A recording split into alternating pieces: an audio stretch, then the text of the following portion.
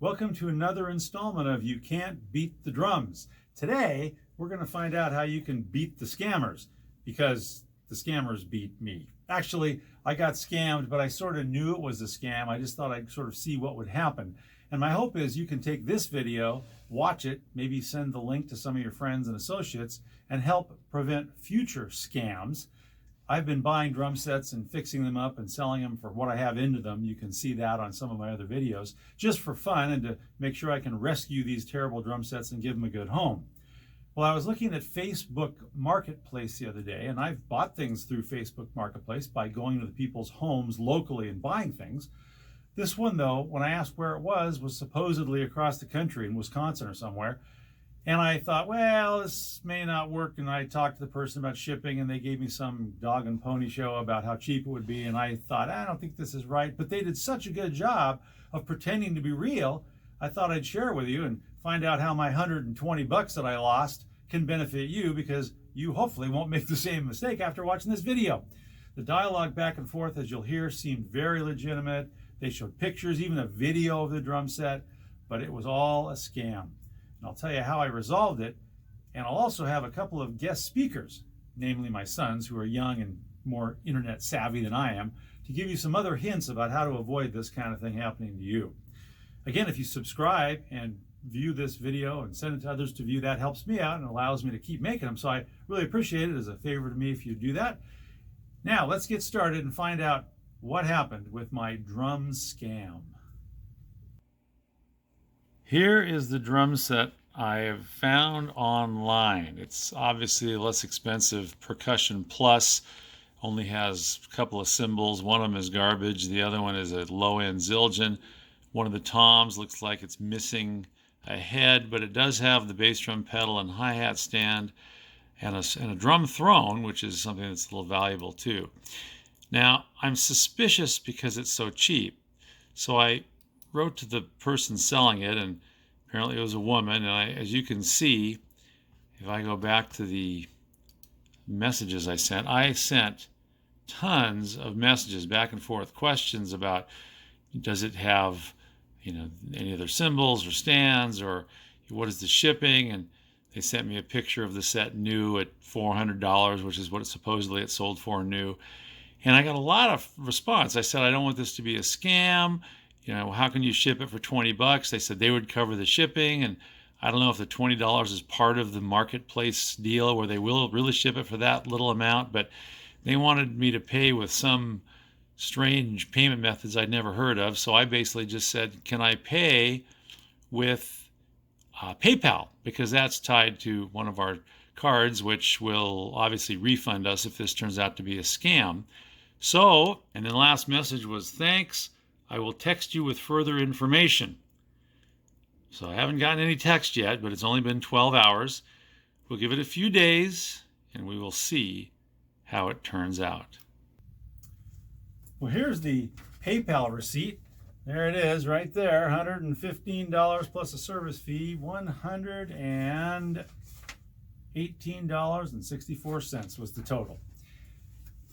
Now I'm going to read you a little story right now. This is the dialogue back and forth between us, and I think you'll see that it almost sounds legitimate. But if I'd been paying closer attention, I would have picked up on some of the glaring problems in this communication between me and Sheila, if that's her real name, the seller.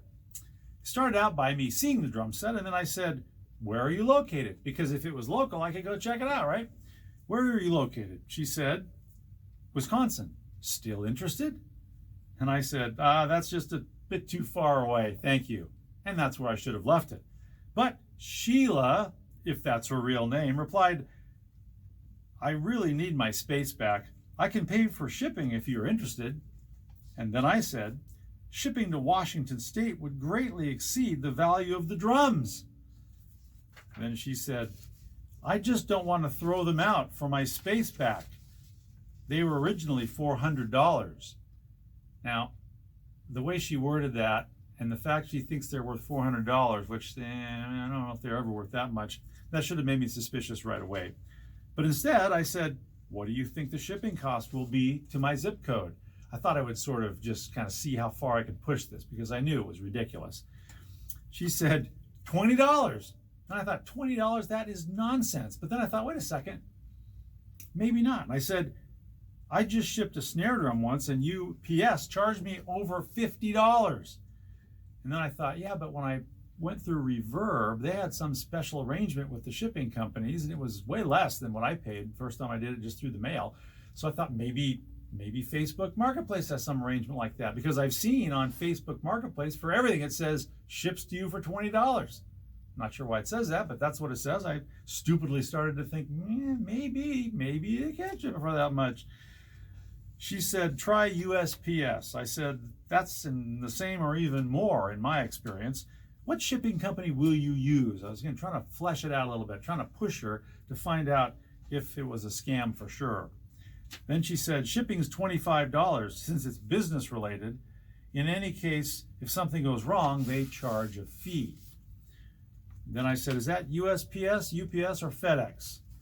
And then I said, I'm sorry to ask so many questions, but I've been scammed before with online purchases, and I want to make sure you're legit.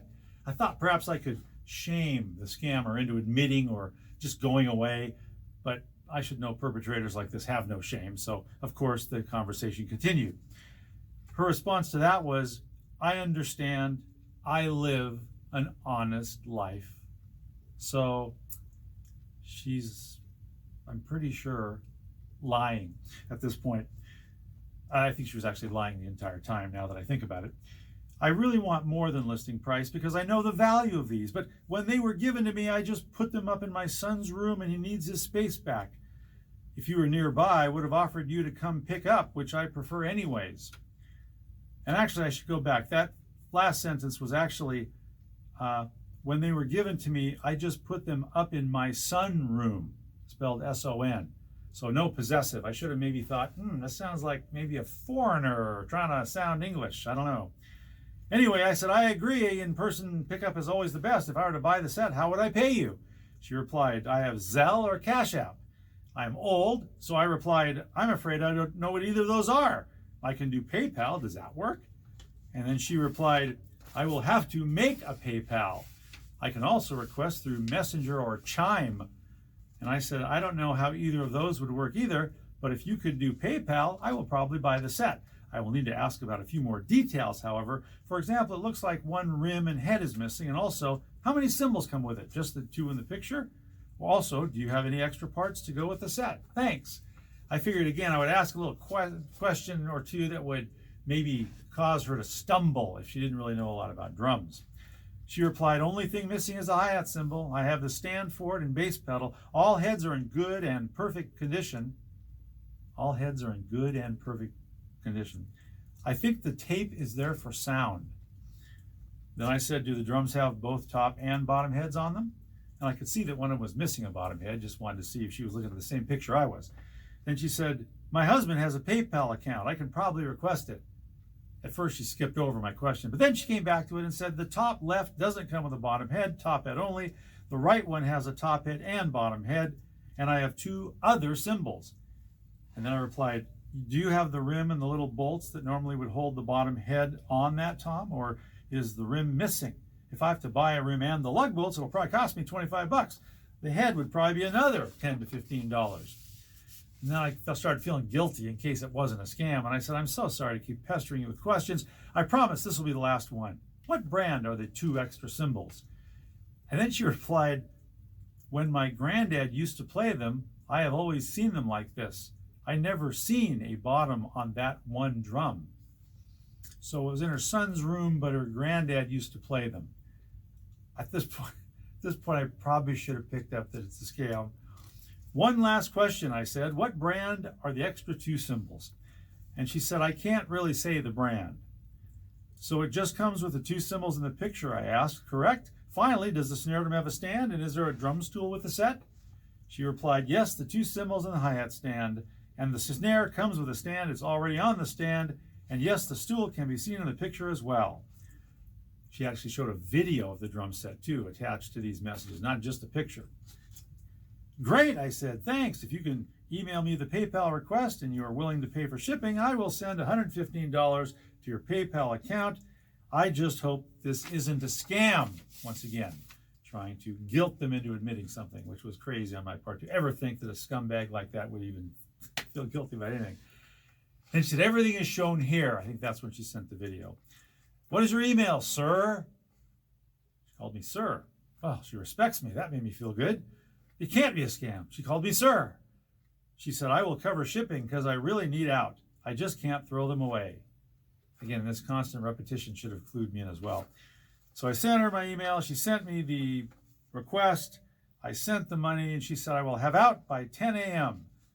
And I said, well, so she said, once payment is accepted, I will start. So I replied, thank you. I just sent the payment. She said, thanks. I will text you with further information. And that was it. No more correspondence. I sent a message that said, hi, are you still there? And I noticed then that it said the seller sold the drum set, and right below it, it said the seller marked the listing as available. So I thought that was kind of odd. I said, it looks like you marked the drum set available again. Aren't you sending it to me? Well, the next thing that happened was no communication at all from the seller. Radio silence. And then when I tried to send a few more messages, a little red dot showed up, meaning they had completely disconnected from the marketplace communication channel that I was using with them. And they sort of vanished, kind of like the snake oil salesman that would show up in the little town, set up their tents, sell a bunch of nonsense, and then in the middle of the night, pack up and leave town before anybody noticed. So I went online and tried to talk to PayPal, and they said, well, since it was a friends and family arrangement, you're not protected by anything. It has to be a business transaction for them to cover you with any kind of guarantee. So PayPal is out of the picture. I tried to get a hold of Facebook, and that's impossible, and there's a bunch of things you're supposed to push and so on and so forth on buttons and screens, and I just gave up on that. Next, I'll talk to the Discover Card people, but I will show you the screen that I got when I tried to report it to PayPal. They weren't much help. Well, I went ahead and went to PayPal and reported this unauthorized activity. It's not really unauthorized, it's just scam-like. So we'll see if they do anything. I also went into Amazon Marketplace and reported the fact that now when I try to send messages to the seller, it comes up as a problem, little red dot. So they apparently cut off all communications. Another indication that, yeah, this is pretty much a scam. So how can you help yourself to not get scammed like this? Or how can you help your friends, family, and associates not to get scammed like this? Well, I've got a couple of young people who know a lot more about this sort of thing than me, namely my sons. And I'm going to ask them a few questions and see if they can give you some tips on how to avoid being scammed when purchasing online. Here I am with my two experts, my sons. They're younger than I am, so they know more than I do about this kind of thing. David, what's your title at your job? I'm a digital marketer. Okay. And Donnie? Operations coordinator. There you go. So they've both had experience seeing people get scammed, like me, online. So I'm just going to ask a few questions and see if they can help you, the viewer, figure out how not to get scammed. Donnie, you were talking about a real estate situation, which I hadn't even thought of before. This doesn't have to do with drums, but pay attention if you're looking for a house to rent or buy. Tell us about your experience. So particularly now that COVID has hit and people are looking to do more remote type tours of rental locations or other properties, it's been more common to do virtual tours. And so when you're looking at listings online for different properties, oftentimes they will provide a virtual tour. But scammers will take advantage of this and say things like, because of COVID-19 protocols or other, maybe I'm working remote, we're not going to do in-person tours. And the problem with that is that they will try to scam you into submitting an application for a property that you may be able to physically see, but you will not actually get a real tour from anyone because they don't actually own the property. So scammers will take real listings and they will put very alluring prices on these properties compared to the rest of the market. They'll put it up like it's a real listing. They'll get in contact with you. They'll have you submit an application, and then they'll assure you that after you submit first and last month's rent, as well as a security deposit, they'll mail you the key or they'll leave it somewhere else. Sometimes they even encourage you to take a tour of the place yourself. You can do a self-tour. Be wary of any of that. Make sure that you're always meeting with someone in person and that they have access to the property and that you see any real kinds of proof that they are who they say they are because people are taking advantage of the fact that people are wary of doing in-person things because of COVID and other. When you say personal tour, you can't actually go in the house though, right? Yeah, I mean, they will encourage you to do a self-tour, knowing that most people either probably won't do that, or if they do, they'll just be sort of walking around the property, not going inside. I think that that's kind of part of their strategy, is that they know most people aren't going to be so bold as to just enter a house, or try the doors there. Well, what about the payment? How do you actually pay them the money that they get?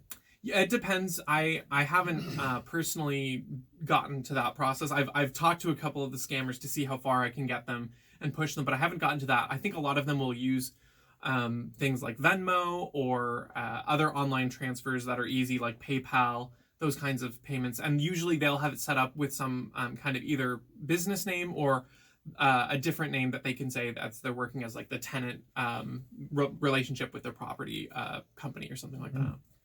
And so, Dave, when you're talking to me earlier about things like Facebook ads and so forth, how do you know what's fake and what's real? Yeah, so people have gotten quite good at disguising themselves, and luckily, the internet being the internet, you have tons of tools at your disposal that people just don't think to use. So, but there are a few little clues that can kind of give you an idea if it's legit or not. One of them is if you visit their profile, do they look like a real account? Has the account been around for years? Do they have history? There's little things like that, and of course, there's privacy settings, so you can't always look super close. But sometimes just take their name and Google their name, because sometimes communities like Reddit will have threads around scam accounts, and they'll have a list of names. And sometimes you can find it that way. If you're not able to go to their profile and view all the details of that because of the privacy settings or what have you. So that's one way you can do it.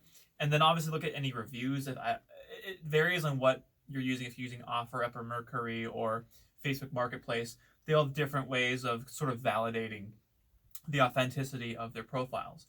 For example, on OfferUp, you'll have a star rating of how great they are based on people's feedback, but then also a number of reviews. So you want to obviously correlate the number of reviews, and if it's 2 reviews, then be skeptical. If it's 57, then you could pretty much be certain that it's legit. Yeah, I couldn't find anything on that Facebook Marketplace really that told me anything about it.